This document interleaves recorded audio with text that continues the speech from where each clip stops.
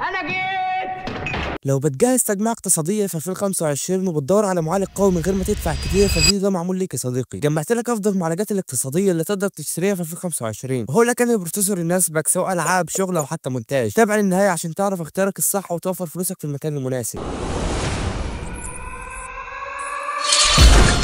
السلام عليكم ورحمة الله وبركاته. عامل ايه يا صديقي؟ واهلا بيك في فيديو جديد. زي ما قلت لك في البداية، انا النهارده جايب لك افضل المعالجات الاقتصادية اللي تسد معاك مهما كان استخدامك. المهم تخليك معايا للاخر، لانه في الفيديو ده باذن الله هقول لك معلومات ممكن تكون اول مرة تعرفها. لكن قبل ما ابدا الفيديو، اوعى تنسى يا صديقي تدعي لاخواننا واهلنا المستضعفين في كل مكان. والله يا صديقي المشاهد اللي بنشوفها صعبة والاخبار موجعة، ومفيش في ايدنا غير الدعاء. اللهم كن مع اهلنا في غزة، اللهم اربط على قلوبهم وكن لهم ناصرا ومعينا، وارحم شهدائهم واشف جرحاهم وفك كربهم وانتقم من كل من ظلمهم او خذلهم. اللهم امين يا رب العالمين. وصلوا على النبي عليه افضل الصلاه والسلام. ويلا بينا على الفيديو. بص يا حبيب قلبي، المعالجات اللي معانا بتبدا من اول 10 دولار حوالي 500 جنيه مصري لحد 100 دولار حوالي 5000 جنيه. نبدا بقى باول معالج معانا واللي بيقع في فئه ال 10 دولار تقريبا، يعني حوالي 500 جنيه. لو ميزانيتك محدوده وعايز معالج كويس وفي نفس الوقت البوردات اللي بتدعمه تكون متوفره وسعرها مش عالي، فافضل خيار ليك في الفئه ديت هو الاي 5 374. بص يا صديقي، ده معالج قديم شويه لكن لسه بيقدم اداء كويس مقابل سعره. تعال اقول لك مواصفات المعالج وايه البوردات اللي بتدعمه، كمان هقول لك على افضل كروت شاشه تقدر تركبها على المعالج. المعالج من اصدار 2012 وجايب 4 كور و4 ثريد، وبيسحب حوالي 77 واط، وبيجي بتردد اساسي 3.2 جيجا هرتز، وبيوصل في البوست 3.6 جيجا هرتز، وبيدعم معاك رامات ديدر 3 بسرعه تصل ل 1600 ميجا هرتز، وشغال على سوكت ال جي 1155. وبالنسبه للبوردات اللي بتدعمه عندك خيارات كتير جدا، وافضل خيار اقتصادي ومتوفر في اي مكان هي الاتش 61. دي ارخص بورده او ارخص خيار ممكن تشتريه للمعالج. وعندك بوردات تانية كتير بتدعم المعالج زي البي 75 والاتش 77 والزد 77، بس البوردات دي بقت نادره شويه، ولو لقيتها اكيد هتكون مستعمله وسعرها بيكون مبالغ فيه. فافضل خيار من ناحيه التوفر والسعر المناسب هي الاتش 61. طيب ايه افضل كروت الشاشه اللي نقدر نركبها على المعالج؟ افضل كارت يشتغل بدون عنق زجاجه وبكامل قوته هو جي تي اكس 1050 تي اي. وعندك كروت تانية كتير بقى زي جي تي اكس 960 والجي تي اكس 750 تي اي والار اكس 560. تعالى بقى نروح لتاني معالج معانا واللي موجود في فئه ال 20 دولار حوالي 1000 جنيه. ممكن تلاقيه اغلى شويه ب 5 دولار مثلا، بس في المتوسط سعره حوالي 20 دولار. وحابب اقول لك انه ده افضل معالج في الفئه ديت وبيتفوق على معالجات اغلى منه فرق ملحوظ، وكمان في قابليه للتطوير جباره، وهو الريزن 5 1600. المعالج ده يا صديقي تقدر تعتبر وحش الفئه بتاعته، ومش بس كده، ده كمان افضل بروسيسور تقدر تشتريه لحد فئه 35 دولار. والمعالج ده استخدمته في كذا تجميع قبل كده، منها تجميعة ال 7000 جنيه. تعالى بقى يا صديقي نتكلم عن مواصفات المعالج. المعالج جاب 6 كور و12 ثريد وبتردد اساسي 3.2 جيجا هرتز، وتم اصداره في 2017 وشغال على معماريه الزن اللي هي الجيل الاول من رايزن، وبيدعم رامات ديدر 4 بسرعه 2666 ومع تحديث بايظ وشغل معاك سرعات اعلى. وبالنسبه بقى لصاحب الطاقه، المعالج بيسحب 65 واط بس. طب يا حوده ايه المعالجات اللي بتنافسه في الفئه السعريه بتاعته؟ احب اقول لك يا صديقي انه مفيش اي معالج بيقدم نفس اداء ونفس امكانيه التطوير في الفئه بتاعته. يعني في الفئه اللي من 20 دولار لغايه 35 دولار هتلاقي معالجات كتير جدا، وحتى لو كانت بنفس الاداء مش هتكون بنفس قابليه التطوير. يعني المعالج اللي من انتل في نفس الفئه السعريه بتاعته ولا 7 377 الرايزر افضل منه في كل حاجه، من ناحيه الاداء في الالعاب والشغل، وكمان معماريه افضل واحدث وقابليه تطوير افضل. طب يا حوده المعالج ده قريب من معالجات ايه من انتل؟ هتلاقيه قريب من i5 8400، بس ال 8400 اقوى في الالعاب شويه، لكن في الشغل التقيل والمونتاج والبث فالرايزن افضل. واللي مخلي ال 8400 افضل في الالعاب انه بيقدم اداء اعلى في السنجل كور. تعال بقى نشوف ايه البوردات اللي بتدعم المعالج. والمعالج شغال على سوكت اي ام 4. عندك بوردات كتير جدا بتدعم السوكت ده، منها بوردات اقتصاديه ومش بتقبل كسر سرعه زي الاي 320، ومنها بوردات متوسطه وبتقبل كسر سرعه زي البي 450 والبي 350. اعتقد دي افضل بوردات تقدر تركب على المعالج، وكمان لو حابب تطور هتكون مناسبه. وعلى فكره تقدر تطور على نفس البورده معالجات ال 5000 من رايزن. طب يا حوده ايه افضل كروت اللي نقدر نركبها على المعالج؟ بص يا صاحبي، هو افضل كارت شاشه يشتغل من غير عنق زجاجه مع المعالج هو الار تي اكس 2060. الكارت ده هيكون خيار كويس جدا وهيشتغل بدون عنق زجاجه. ممكن نركب كارت زي الار تي اكس 3060 بس هيكون فيه عنق زجاجه بسيط. تعالوا بقى نتكلم عن معالج جامد جدا في فئه ال 35 دولار حوالي 1700 جنيه. لو ميزانيتك زادت شويه وبتدور على معالج قوي يشتغل معاك جيمنج ومونتاج، يبقى خيارك الافضل هو الرايزن 5 2600. المعالج ممتاز ويديك قيمه مقابل السعر. في اخر تجميع عملناه على القناه اتكلمنا عن المعالج ده بالتفصيل، هو شكله شريحه ايه من فور مكمله معانا شويه. والصراحه يا صديقي انا شايف ان دي افضل منصه اقتصاديه، واللي يخلي شريحه ايه من فور خيار ممتاز وخاصه في الفئه الاقتصاديه هو انها بتديك قابليه تطوير كبيره جدا. يعني تقدر تبدا بمعالج اقتصادي زي الرايزن 5 1600، بعد سنه او اتنين لما يكون معاك فلوس وحابب تطور ممكن تشتري معالج اقوى زي الرايزن 7 3700 اكس او حتى الرايزن 5 5600 وتركيبه على نفس البورده من غير ما تغير اي حاجه، وده وفر فلوس كتير جدا وميزه مش موجوده في منصات تانية من انتل. وفي حاجه حابب الفت نظرك ليها، انه معالجات انتل من الجيل السادس للعاشر غيروا السوكت 3 مرات، يعني كل مره مره كان لازم تغير البورده عشان تحدث المعالج اقوى. على الناحيه الثانيه بقى اي ام دي فضلت محافظه على سوكت اي ام 4 من 2017 ل 2022. تعالى بقى المعالج اللي بعد كده ندخل على واحد من انجح معالجات اي ام دي واللي يعتبر نقطه التحول الحقيقيه في الفئه المتوسطه. لو معاك حوالي 50 دولار او 2500 جنيه وبتدور على معالج يديك اقوى اداء ممكن بالسعر ده، فاسمح لي اقول لك ان الرايزن 5 3600 هو نجم الفئه دي بدون منازع. ممكن تلاقي اغلى حوالي 5 دولار تقريبا بس سعره المتوسط 50 دولار. وطبعا يا صديقي الاسعار دي كلها استعمال، وبعض الاحيان ممكن تلاقي المعالج مع البوكس بتاعه بس هيكون استعمال برضه. تعال اقول لك مواصفات المعالج وايه اللي خلاني اقول عليه نقطه التحول في الفئه الاقتصاديه في الوقت ده. المعالج جايب 6 كور 12 ثريد وجايب تردد اساسي 3.6 جيجا هرتز، بيوصل في البوست ل 4.2 جيجا هرتز وبيسحب حوالي 65 واط، وبيدعم رامات دي دار 4 بسرعه 3200 ميجا هرتز، وبيدعم سرعات اعلى بس مع كسر السرعه. شغال على معماريه الزين 2 اللي هي الجيل الثالث من رايزن، وشغال على سوكت اي ام 4. قلت لكم السوكت ده مكمل معانا شويه وقلت لكم السبب. طيب حوده ايه اللي خلاك تقول عليه نقطه التحول في الفئه المتوسطه؟ تعال اقول لك. اول سبب يا صديقي انه ادى النقله في الاداء مقابل السعر. وقت ما نزل في 2019 كان اول معالج تقريبا يجي ب 6 كور 12 ثريد الفئه المتوسطه بسعر حوالي 200 دولار، كان بيدي اداء قريب جدا من الاي 7 8700 اللي هو اغلى منه بفرق كبير جدا. ولاول مره بقى المستخدم العادي يقدر يجمع جهاز يشغل العاب حديثه وبرامج مونتاج وبث مباشر بكفاءه عاليه كمان بسعر اقتصادي. ولسنين طويله كان واحد من اكتر المعالجات استخداما بين الجيمرز خصوصا في تجميعات الفئه المتوسطه. المعالج ده بقى يا صديقي خلى ناس كتير جدا تسيب انتل وتحول لاي ام دي. ما تيجي نشوف ايه المعالجات اللي بتنافسه من انتل. هو قريب من معالجات كتير جدا من انتل، يعني عندك ال 510 400 اف يعتبر الاثنين نفس الاداء في الالعاب، ولكن الرايزن افضل في اي حاجه ثانيه غير الجيمنج تقريبا. ولما تيجي تقارن معالج زي ال 11 400 اف لا ال 11 400 اف متفوق شويه في الجيمنج، لكن الرايزن افضل في الشغل. الخلاصه يا صديقي المعالج ده مش هتلاقي افضل منه في الفئه السعريه ديت، وزي ما انت شايف افضل من معالجات اغلى منه بكتير جدا. وبالنسبه بقى للبوردات اللي بتدعمه هي نفس البوردات اللي بتدعم المعالج اللي فات واللي قبله. وبالنسبه بقى للكروت الشاشه اللي تركب بقى يا صديقي في كروت كتير جدا وقويه تقدر تركب مع المعالج بدون اي عنق زجاجه، يعني ممكن تركب كروت زي الار تي اكس 3060 تي اي او الار اكس 6700 اكس تي او الار اكس 6600 او الار تي اكس 3060. تعالى بقى للمعالج اللي بعد كده. لو معاك حوالي 80 دولار وبتدور على معالج اقتصادي ينجز معاك من غير ما تحتاج كارت شاشه خارجي، فانا جبت لك الوحش اللي هيغنيك عن نص التجميعه وهو الرايزن 5 4600 جي. لو بتفكر في تجميع اقتصادي للالعاب الخفيفه او الشغل ومش ناوي تجيب كارت شاشه خارجي دلوقتي يبقى ده افضل خيار. تعال نتكلم عن مواصفات المعالج. المعالج جاب 6 كور و12 ثريد وبتردد اساسي 3.7 جيجا هرتز وبيوصل ل 4.2 جيجا هرتز وبيسحب حوالي 65 واط وبيدعم رامات دي دار 4 بسرعه 3200 ميجا هرتز وجايب كارت داخلي فيجا 7. الكارت الداخلي قريب من كارت زي الجي تي اكس 750 تي اي وبنفس اداء جي تي 1030. المميز في المعالج انه معالج زائد كارت شاشه في شريحه واحده، يعني يقدر يشغلك العاب زي فالورانت فورتنايت سي اس 2 بيس جي تي في من غير ما تحتاج كارت خارجي، وشغال على شريحه ام 4 برضه، يعني سهل التطوير بعد كده. تقدر تجيب كارت خارجي وتحول التجميع لجهاز جيمنج محترم. وبالنسبه بقى للبوردات اللي تشغل المعالج هي نفس البوردات اللي بتشغل المعالجات اللي فاتت لانهم كلهم شغالين على نفس السوكت، بس هفكرك بالبوردات اللي تقدر تشغلهم.